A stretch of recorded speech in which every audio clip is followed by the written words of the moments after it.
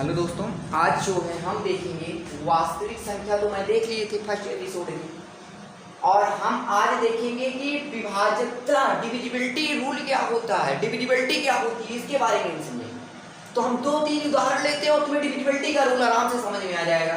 जैसे हम देखेंगे कि जैसे 2 को डिवाइड हम करते हैं मान लो 3 में, तो 2 1 कम 2 रिमाइंडर बचता है। अब कहोगे सर ये क्या सिखा रहे हो, लेकिन इससे ही पूरा डिविजिबिलिटी रूल आज समझ में आएगा। छोटी छोटी चीजें पहले देखना सीखो। 2 को मैंने 4 से डिवाइड किया, 2 दूनी 4, फिर बचा यहाँ 0। फिर मैंने यहाँ 2 को डिवाइड कराया 5 से, 2 दूनी 4, कैरी बचा 1, रिमाइंडर बचा 1। फिर 2 को मैंने 6 से डिवाइड कराया, 3 2 दिया 6, फिर 0 बचा। तो हम देख रहे हैं कि 2 को विभाजित करना, या तो रिमाइंडर 1 आ रहा है या तो 0 आ रहा है। मैंने कहोगे सर ये तो छोटा नंबर ले रहे हो, कोई बड़ा नंबर लेकर दिखाओ। तो हम कहेंगे अच्छा मान लो मैंने 24 ले लिया, 2 1 कम 2, फिर 4 2 दूनी 4, फिर रिमाइंडर क्या आ गया 0।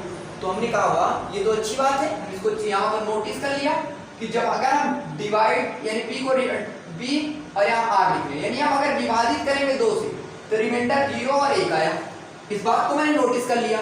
फिर अब हमें इसी को आगे नंबर 3 को डिवाइड कराते हैं, तो 3 से 3 कटा कितनी बार गया 0 आया। फिर मैंने 3 को डिवाइड कराया, 4 से 3 1 कम 3, रिमाइंडर 1 बचा। मैंने 3 को डिवाइड कराया 5 से 3 1 कम 3, रिमाइंडर बचा 2।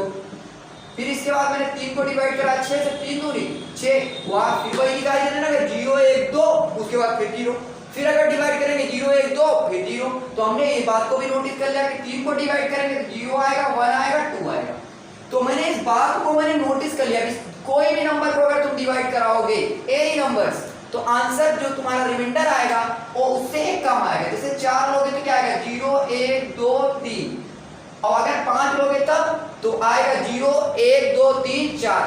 मान लो मैंने b की वैल्यू 8 दे दिया, बताओ रिमाइंडर क्या होगा 0 1 2 3 4 5 6 7।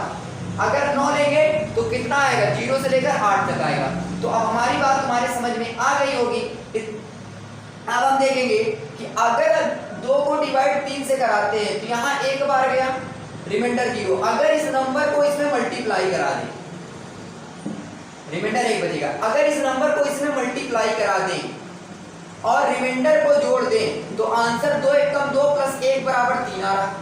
तो हमने कहा हुआ अगर b वाला नंबर लाना हो, b वाली वैल्यू यानी बीच वाली वैल्यू लानी है, इसका इसमें मल्टीप्लाई कर दो, रिमाइंडर को जोड़ दो। तो हमने कहा यही से मेरी विभाजकता का रूल बन गया कि अगर हम यहाँ जो नंबर होता है उसको b से डिवाइड, मतलब जिससे डिवाइड करते हैं उसको बोलते हैं डिवाइजर, डिवाइजर भाजक बोलते हैं, उसको b से लिखते हैं।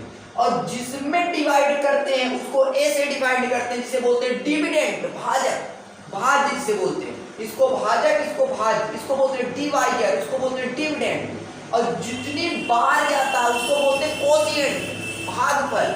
और जो लास्ट में बचता है उसको बोलते हैं रिमाइंडर, जिसे बोलते हैं शेषफल। बात इतनी समझ में आई।